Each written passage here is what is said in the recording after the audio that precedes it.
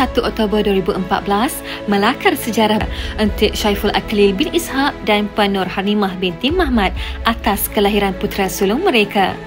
Mempunyai minat dan kecenderungan dalam bidang sukan dan olahraga. Dengan bakat yang dimiliki, beliau telah memperolehi tempat ketiga dalam pertandingan sukan staking peringkat wilayah Persekutuan Kuala Lumpur dan telah menyertai pertandingan merentas desa peringkat jabatan.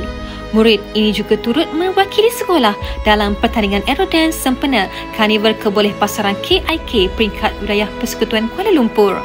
Beliau merupakan murid PPKI yang sangat rajin dan aktif. Antara kegiatan yang disertainya ialah unit beruniform pengakap PPKI sebagai naib pengerusi dan menyandang jawatan pengerusi dalam kelab sukan dan permainan PPKI. Tokoh core kurikulum PPKI yang dimaksudkan ialah Syahim Hussein bin Syaiful Akhlil. Tahniah dan syabas diucapkan.